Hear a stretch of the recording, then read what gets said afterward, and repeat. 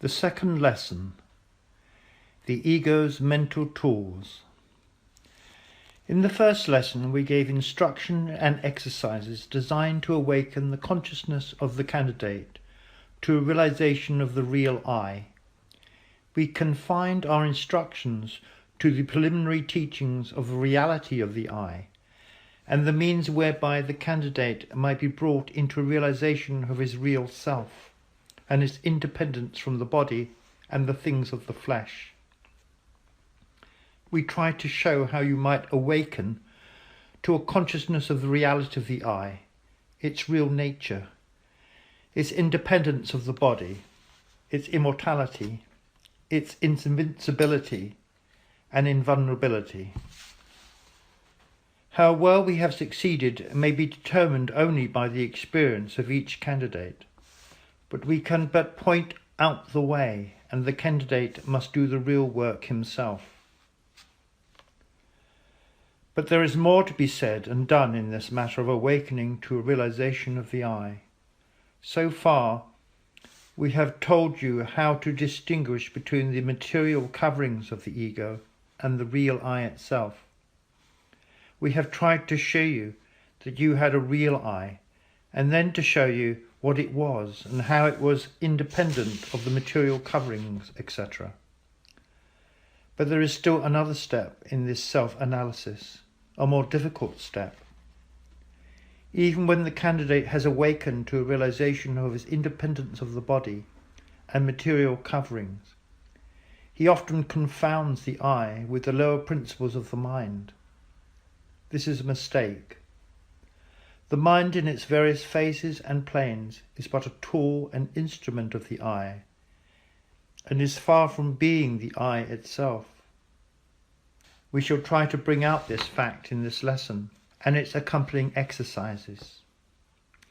We shall avoid and pass by the metaphysical features of the case and shall confine ourselves to the yogi psychology. We shall not touch upon theories, nor attempt to explain the cause, nature and purpose of the mind, the working tool of the ego, but instead shall attempt to point out a way whereby you may analyze the mind, and then determine what is the not I and which is the real I. It is useless to burden you with theories or metaphysical talk, when the way to prove the thing is right within your own grasp. By using the mind, you will be able to separate it into parts and force it to give you its own answer to the questions touching itself. In the second and third lessons of our 14 lessons, we pointed out to you the fact that man had 3 mental principles or subdivisions of mind, all of which were below the plane of spirit. The I is spirit, but its mental principles are of a lower order. Without wishing to unduly repeat ourselves, we think it better to run hastily over these 3 principles in the mind of man. First, there is what is known as the instinctive mind, which man shares in common with the lower animals. It is the first principle of mind that appears in the scale of evolution. In its lowest phases, consciousness is but barely perceptible, and mere sensation is apparent. In its higher stages, it almost reaches the plane of reason or intellect. In fact, they overlap each other, or rather blend into each other. The instinctive mind does valuable work in the direction of maintaining animal life in our bodies, it having charge of this part of our being. It attends to the constant work of repair, replacement, change, digestion, assimilation, elimination, etc. All of which work is performed below the plane of consciousness. But this is but a small part of the work of the instinctive mind.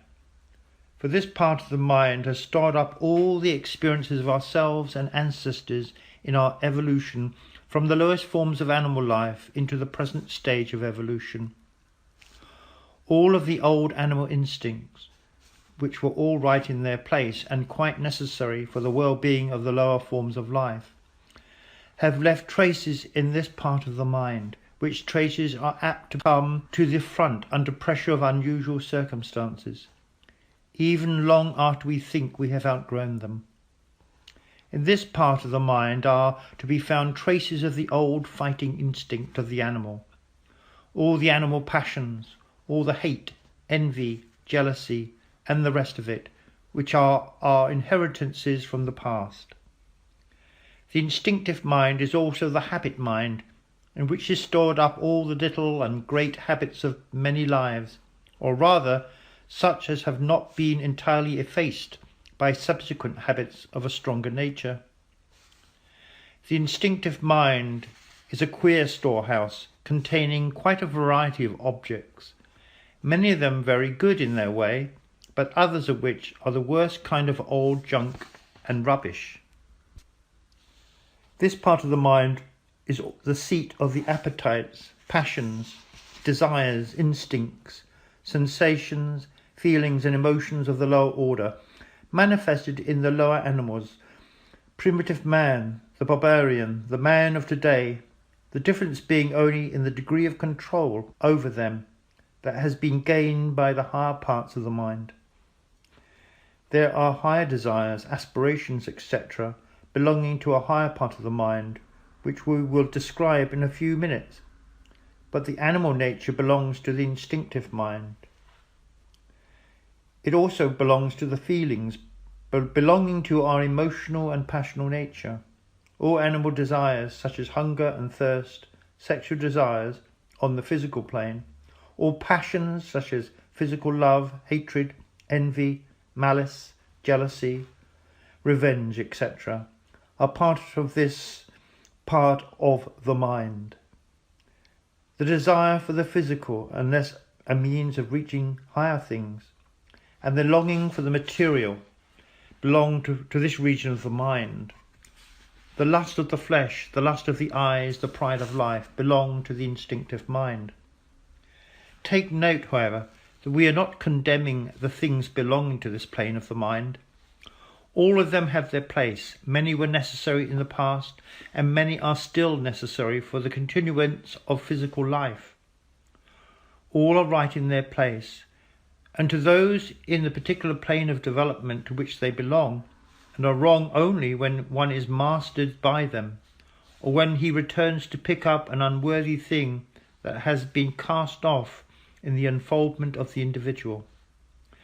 This lesson has nothing to do with the right and wrong of these things.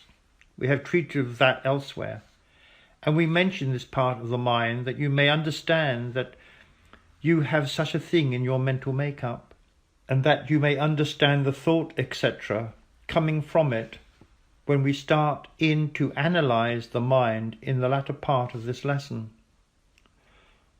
All we will ask you to do at this stage of the lesson is to realize that this part of the mind, while belonging to you, is not you, yourself.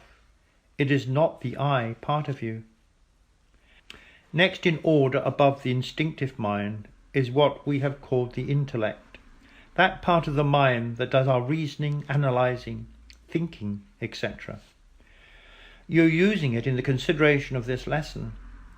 But note this, you are using it, but it is not you, any more than was the instinctive mind that you considered a moment ago. You begin to make the separation if you will think but for a moment. We will not take up your time with a consideration of intellect or reason. You will find a good description of this part of the mind in any good elementary work on psychology. Our only idea in mentioning it is you may make the classification, and that we may afterwards show you that the intellect is but a tool of the ego instead of being the real I itself, as so many seem to imagine. The third and highest mental principle is what is called the spiritual mind, that part of the mind which is almost unknown to many of the race, but which has developed into consciousness with nearly all who read this lesson. For the fact that the subject of this lesson attracts you is a proof that this part of your mental nature is unfolding into consciousness. This region of the mind is the source of that which we call genius, inspiration, spirituality, and all that we consider the highest in our mental makeup. All the great thoughts and ideas float into the field of consciousness from this part of the mind. All the great unfoldment of the race comes from there. All the higher mental ideas that have come to man in his upward evolutionary journey, that tend in the direction of nobility, true religious feeling, kindness, humanity, justice, unselfish love, mercy, sympathy, etc., have come to him through this slowly unfolding spiritual mind. His love of God and of his fellow man have come in this way. His knowledge of the great occult truths reach him through this channel. The mental realization of the I, which we are endeavouring to teach in these lessons, must come to him by way of the spiritual mind, unfolding its ideas into his field of consciousness.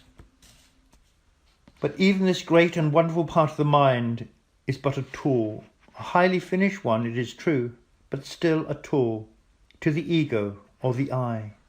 We propose to give you a little mental drill, toward the end that you may be able more readily to distinguish the I from the mind or mental states. In this connection, we would say that every part, plane and function of the mind is good and necessary, and the student must not fall into the error of supposing that because we tell him to set aside first this part of the mind and then that part, that we are undervaluing the mind, or that we regard it as an encumbrance or hindrance. Far from this, we realize that it is by the use of the mind that man is enabled to arrive at a knowledge of his true nature and self, and that his progress through many stages yet still depend upon the unfolding of his mental faculties. Man is now using but the lower and inferior parts of his mind, and he has within his mental world great unexplored regions that far surpass anything of which the human mind has dreamed. In fact, it is a part of the business of the Raja Yoga to aid in unfolding these higher faculties and mental regions. And so far from decrying the mind, the Raja Yoga teachers are chiefly concerned in recognizing the mind's power and possibilities, and directing the student to avail himself of the latent powers that are inherent in his soul.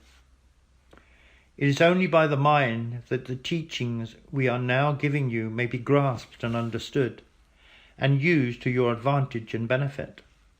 We are talking direct to your mind now, and are making appeals to it, that it may be interested and may open itself to what is ready to come into it from its own higher regions. We are appealing to the intellect to direct its attention to this great matter, that it may interpose less resistance to the truths that are waiting to be projected from the spiritual mind, which knows the truth. Mental drill. Place yourself in a calm, restful condition, that you may be able to meditate upon the matters that we shall place before you for consideration. Allow the matters presented to meet with a hospitable reception from you, and hold a mental attitude of willingness to receive what may be waiting for you in the higher regions of your mind.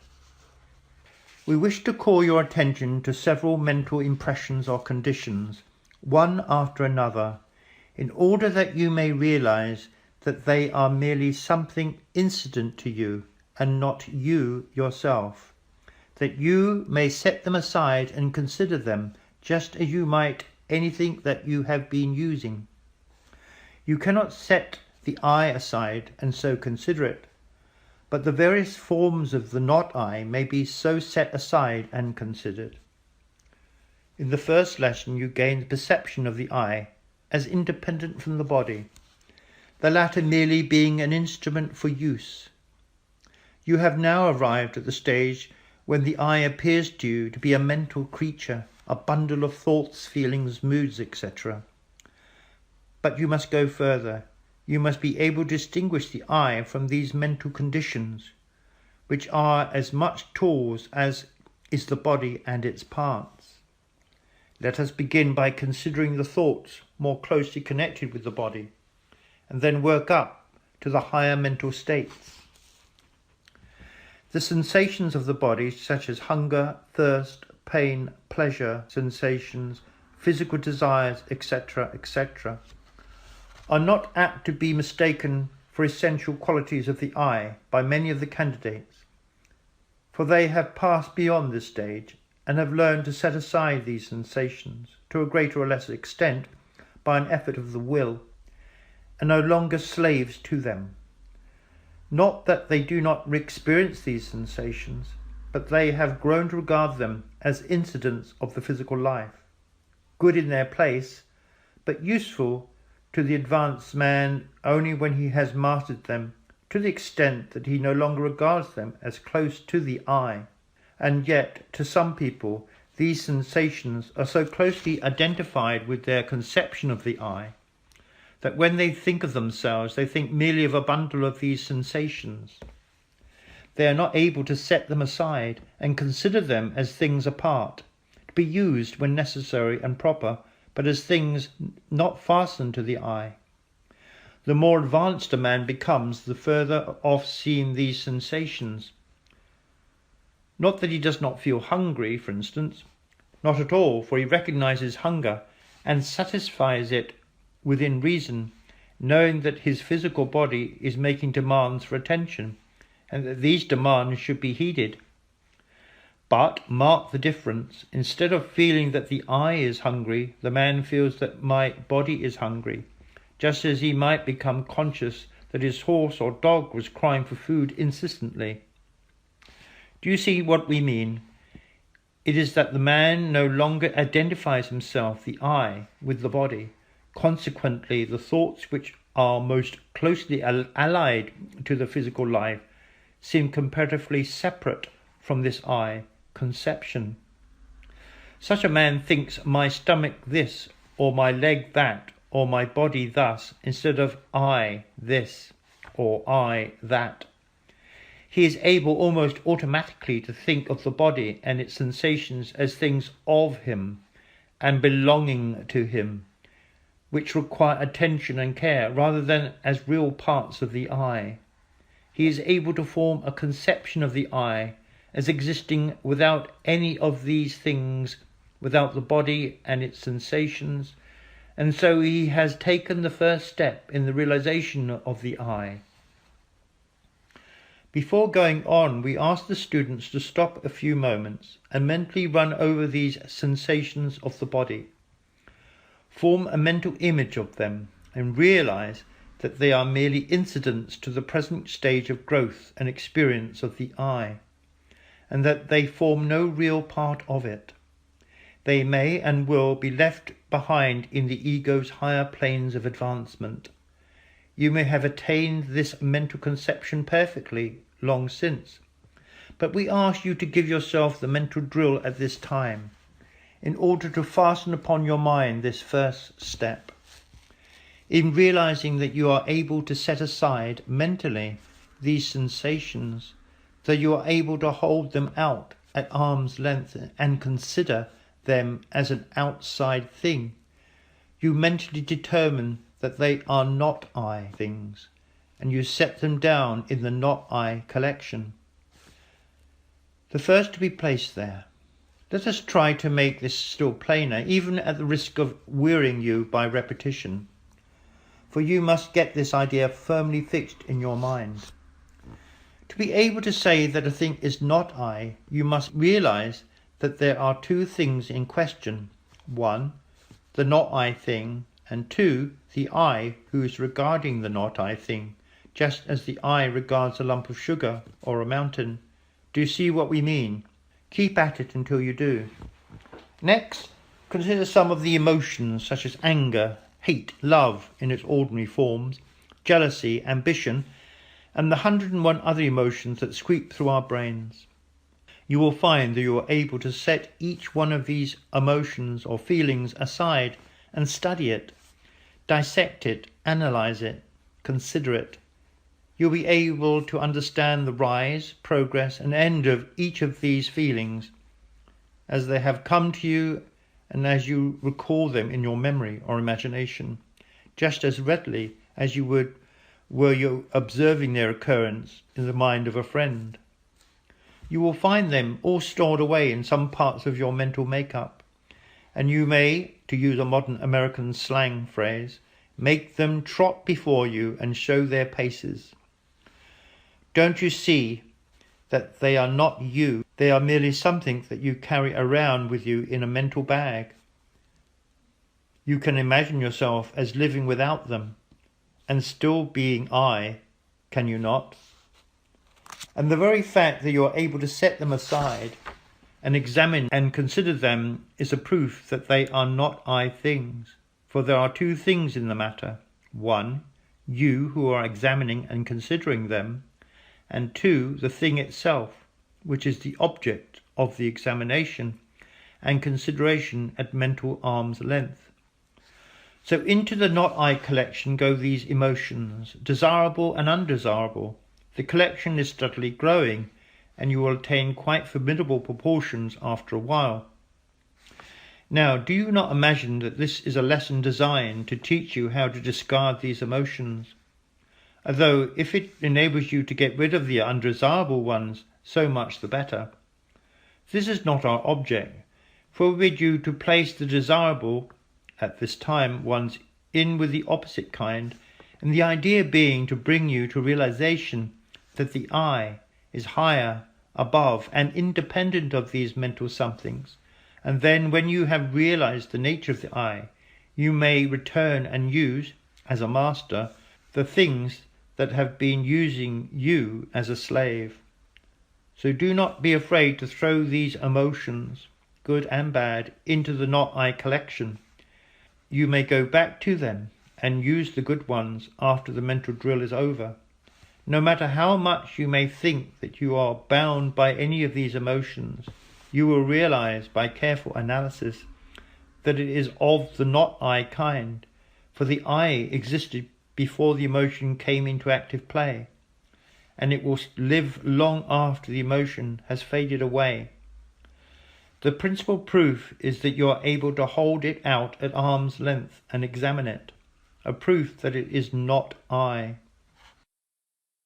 Run through the entire list of your feelings, emotions, moods, and whatnot, just as you would those of a well-known friend or relative, and you will see that each one, every one, is a not I thing, and you will lay it aside for the time, for the purpose of the scientific experiment at least. Then passing on to the intellect, you'll be able to hold out for examination each mental process and principle. You don't believe it, you may say. Then read and study some good work on psychology, and you will learn to dissect and analyze every intellectual process, and to classify it and place it in the proper pigeonhole. Study psychology by means of some good textbook, and you will find that one by one every intellectual process is classified and talked about and labelled, just as you would a collection of flowers. If that does not satisfy you, turn the leaves of some work on logic, and you will admit that you may hold these intellectual processes at arm's length and examine them, and talk about them to others, so that these wonderful tools of man, the intellectual powers, may be placed in the not I collection. For the I is capable of standing aside and viewing them. It is able to detach them from itself. The most remarkable thing about this is that in admitting this fact, you realize that the I is using these very intellectual faculties to pass upon themselves. Who is the master that compels these faculties to do this to themselves? The master of the mind, the I. And reaching the higher regions of the mind, even the spiritual mind, you will be compelled to admit that the things that have come into consciousness from that region may be considered and studied just as may be any other mental thing, and so even these high things may be placed in the not I collection.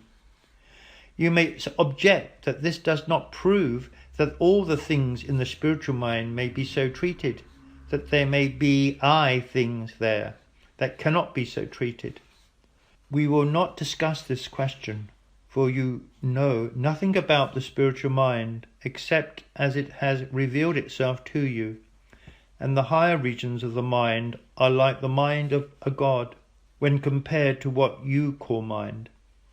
But the evidence of the illumined, those in whom the spiritual mind has wonderfully unfolded, tell us that even in the highest forms of development, the initiates, yea, even the masters, realize that above even their highest mental states there is always that eternal I brooding over them, as the sun over the lake, and that the highest conception of the I, known even to the advanced souls, is but a faint reflection of the I filtering through the spiritual mind, although the spiritual mind is as clear as the clearest crystal when compared with our comparatively opaque mental states. And the highest mental state is but a tool or instrument of the I, and is not the I itself. And yet the I is to be found in the faintest forms of consciousness, and animates even the unconscious life. The I is always the same, but its apparent growth is the result of the mental unfoldment of the individual. As we described it in one of the lessons of the advanced course, it is like an electric lamp that is encased in many wrappings of cloth. As cloth after cloth is removed, the light seems to grow brighter and stronger, and yet it has changed not, the change being in the removal of the confining and bedimming coverings. We do not expect to make you realize the I in all its fullness. That is far beyond the highest known to man of today. But we do hope to bring you to a realization of the highest conception of the I possible to each of you in your present stage of unfoldment. And in the process we expect to cause to drop from you some of the confining sheaths that you have about outgrown. The sheaths are ready for dropping, and all that is required is the touch of a friendly hand to cause them to fall fluttering from you.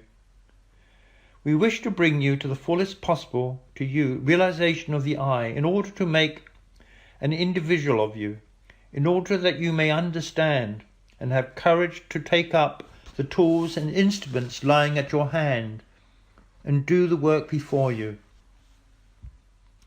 And now back to the mental drill. After you have satisfied yourself that everything you are capable of thinking about is a not I thing, a tool, an instrument for your use, you will ask, and now what is there left that should not be thrown in the not I collection?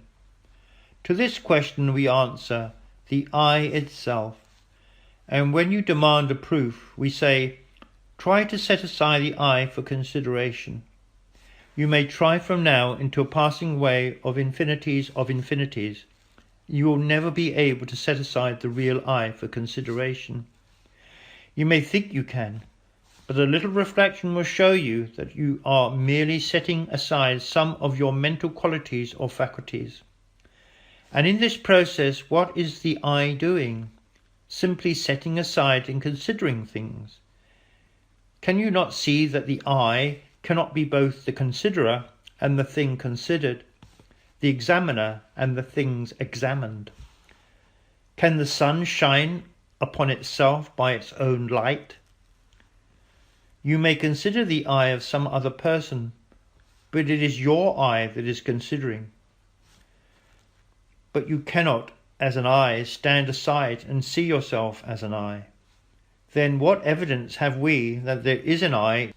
This, that you are always conscious of being the considerer and the examiner instead of the considered and examined thing.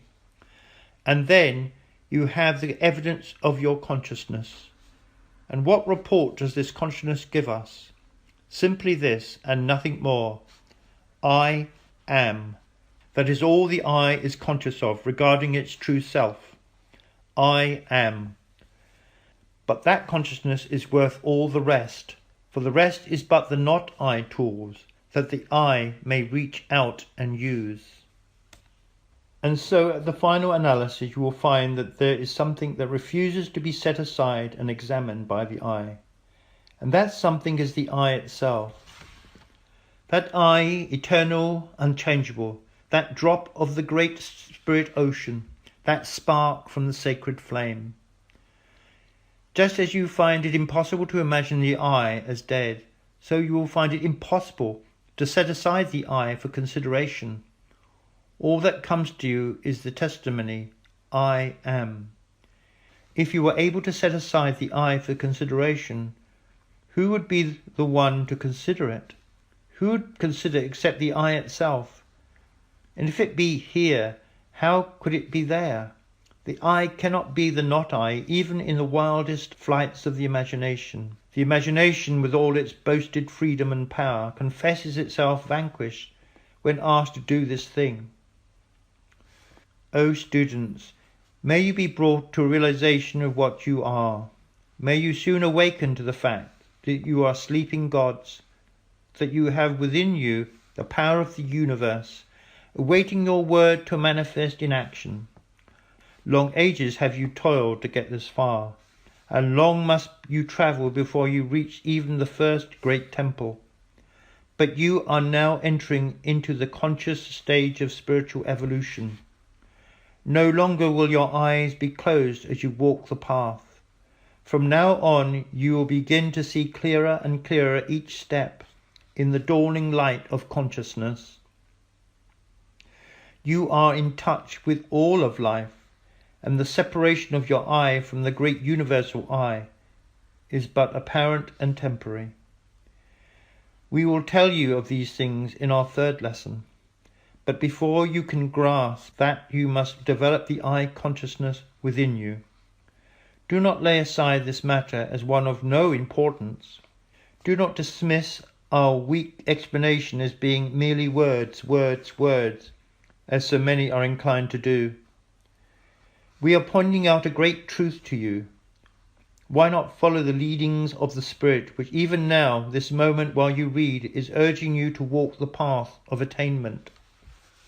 Consider the teachings of this lesson and practice the mental drill until your mind has grasped its significance. Then let it sink deep down into your inner consciousness. Then will you be ready for the next lesson and those to follow. Practice this mental drill until you are fully assured of the reality of the I and the relativity of the not I in the mind. When you once grasp this truth, you will find that you will be able to use the mind with far greater power and effect, for you will recognize that it is your tool and instrument fitted and intended to do your bidding. You will be able to master your moods and emotions when necessary, and will rise from the position of a slave to a master. Our words seem cheap and poor when we consider the greatness of the truth we are endeavouring to convey by means of them. For who can find words to express the inexpressible? All that may hope to do is to awaken a keen interest and attention on your part, that you will practice the mental drill and thus obtain the evidence of your own mentality to the truth. The truth is not truth to you until you've proven it in your own experience. And once so proven, you cannot be robbed of it, nor can it be argued away from you. You must realize that in every mental effort you, the I, are behind it. You bid the mind work and it obeys your will. You are the master and not the slave of your mind. You are the driver, not the driven. Shake yourself loose from the tyranny of the mind that has oppressed you for so long. Assert yourself and be free. We will help you in the direction during the course of these lessons, but you must first assert yourself as a master of your mind. Sign the mental declaration of independence from your moods, emotions, and uncontrolled thoughts, and assert your dominion over them. Enter into your kingdom, thou manifestation of the Spirit. While this lesson is intended primarily to bring clearly into your consciousness the fact that the I is a reality separate and distinct from its mental tools, and while the control of the mental faculties by the will forms a part of some of the future lessons, still we think that this is a good place to point out to you the advantages arising from a realization of the true nature of the I and the relative aspect of the mind. Many of us have supposed that our minds were the masters of ourselves, and we have allowed ourselves to be tormented and worried by thoughts running away with us, and presenting themselves at inopportune moments. The initiate is relieved from this annoyance, for he learns to assert his mastery over the different parts of the mind, and controls and regulates his mental processes, just as one would a fine piece of machinery. He is able to control his conscious thinking faculties, and direct their work to the best advantage, and he also learns how to pass on orders to the subconscious mental regions, and bid it work for him while he sleeps, or even when he is using his conscious mind in other matters.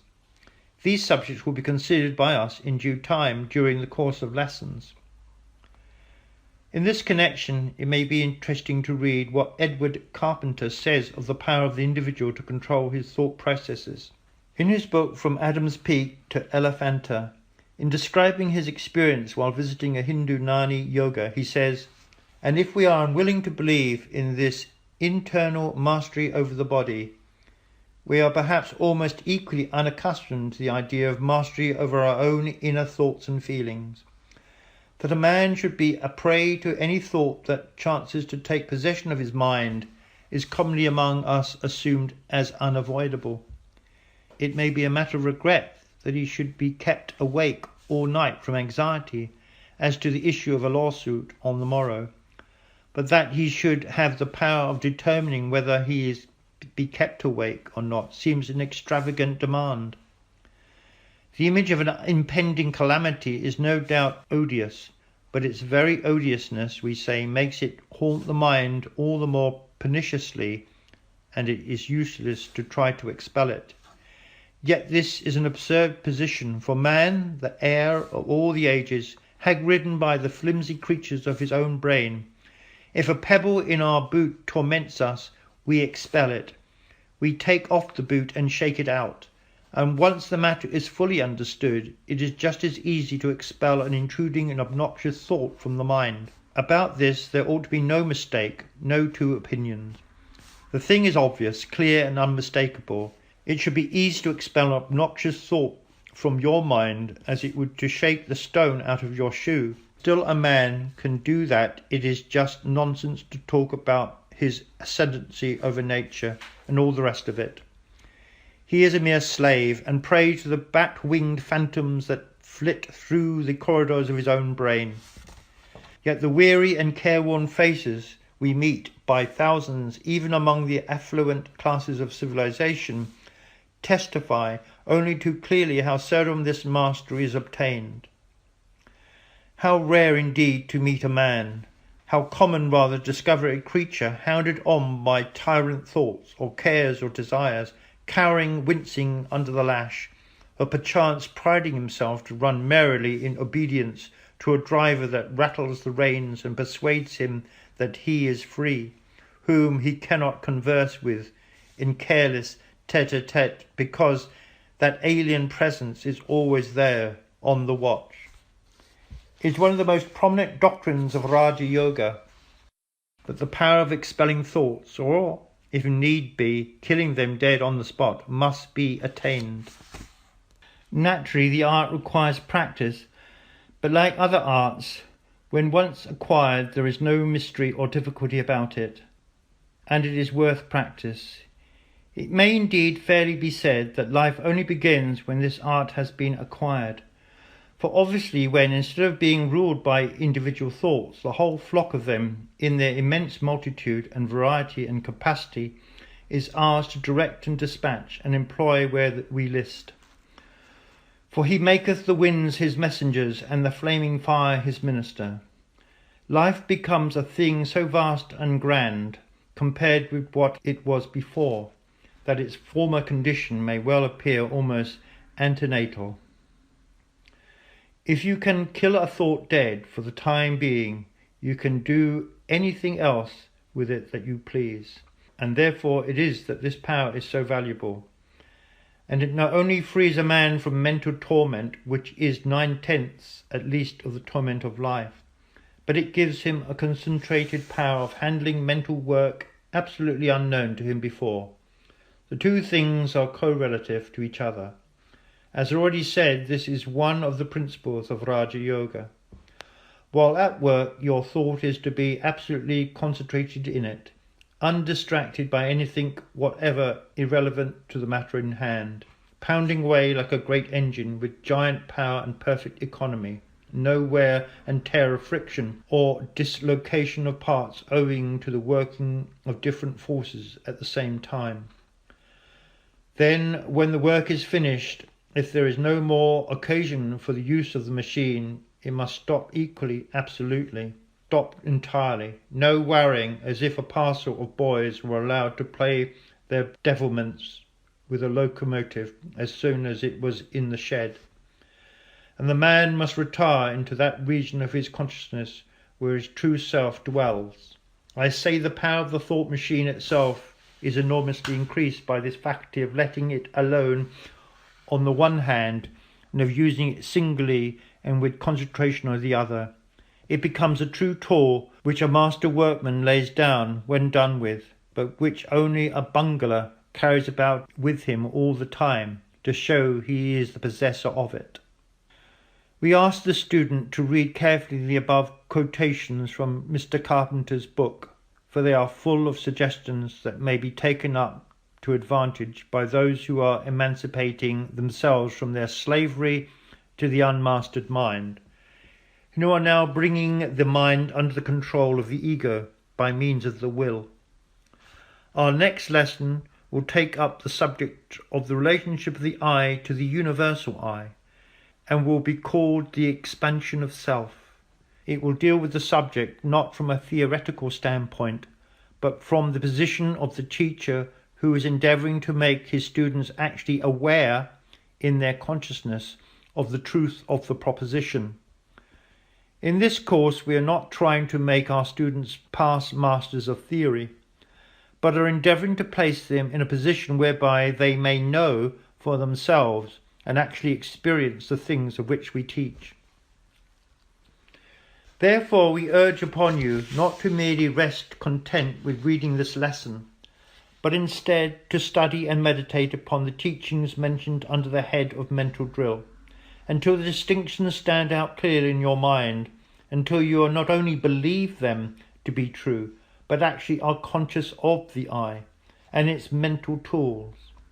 Have patience and perseverance. The task may be difficult, but the reward is great. To become conscious of the greatness, majesty, strength, and power of your real being is worth years of hard study. Do you not think so? Then study and practice, hopefully, diligently and earnestly. Peace be with you. Mantrams, affirmations for the second lesson. I am an entity. My mind is my instrument of expression. I exist independent of my mind and am not dependent upon it for existence or being.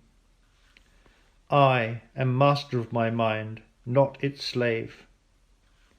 I can set aside my sensations, emotions, passions, desires, intellectual faculties, and all the rest of the mental collection of tools as not I things, and still there remains something, and that something is I, which cannot be set aside by me, for it is my very self, my only self, my real self, I. That which remains after all that may be set aside is set aside, is the I, myself, eternal, constant, unchangeable. I am.